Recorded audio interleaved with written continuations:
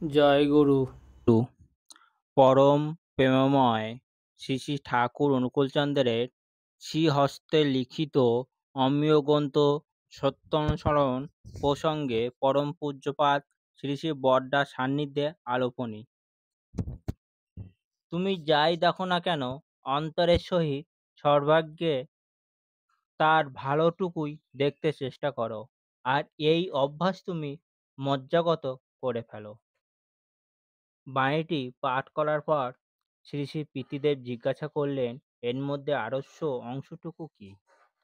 হরিপদদা, তুমি যাই দেখো না কেন, এখানে যাই বলতে কি বুঝবো?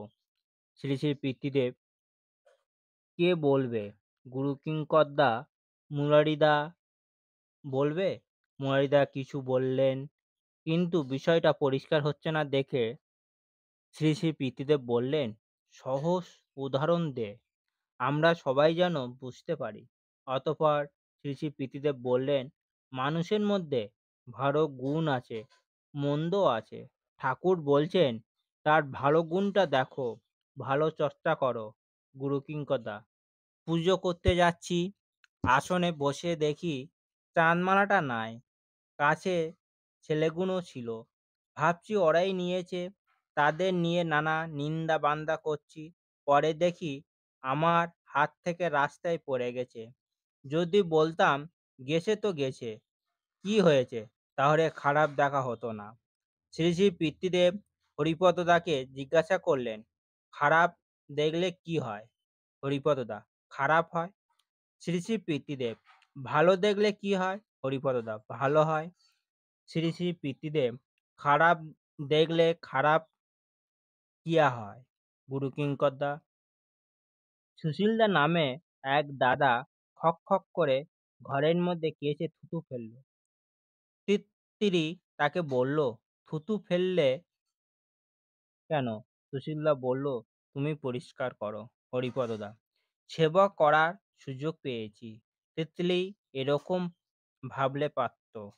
শ্রী শ্রী পিতৃদেব, কাছের উদাহরণ দিরি, কাছের গল্প করছি। মহাত্মাজি, মহাত্মা গান্ধী ভাগলপুর যাচ্ছেন, থার্ড ক্লাস কপার্টমেন্টে উঠেছেন। পাশে এক বিহারি ব্যবসায়ী বসে আছেন। লোকটি গাড়ির মধ্যে থুতু ফেললো। মহাত্মাজি মিষ্টি করে বললেন, এত লোক কম্পার্টমেন্টে আছে, আপনি বাইরে ফেরুন। সে বলল, না, এখানে ফেলবো।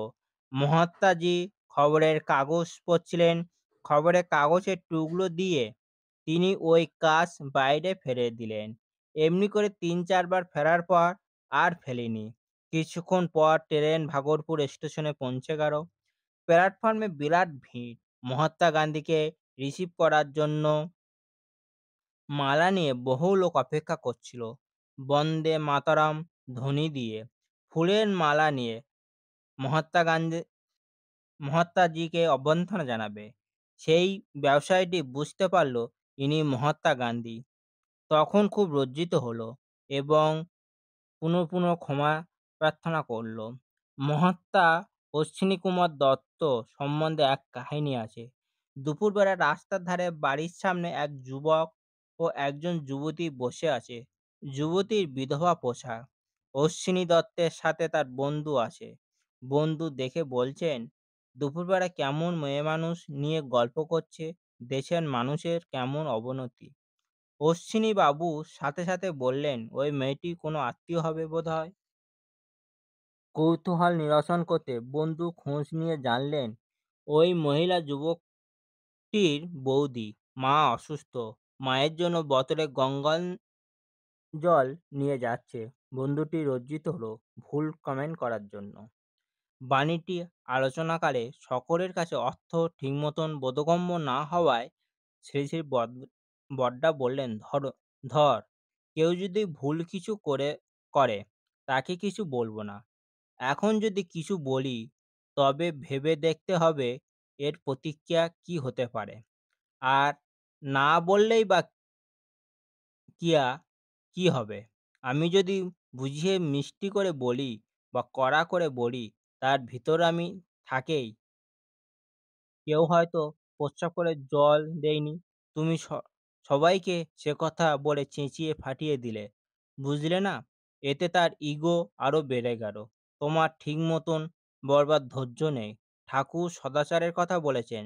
তাই তুমি তাকে বললে যদি বলতে হয় তবে সদাচার সম্বন্ধে অন্য কথাও আস্তে আস্তে তুলে ধরতে হয় যাতে তার বোধে আছে। তখন সে জীবনী আচার বিচারগুলি না মেনেই পারে না। আর এভাবে আমার মধ্যে ভালো যা কিছু তা অন্যের মধ্যে প্রতিষ্ঠা করার সুযোগ পাবো। আর আমার অভ্যাসও স্বভাবগত হয়ে উঠবে। বন্দে পুরুষোত্তম।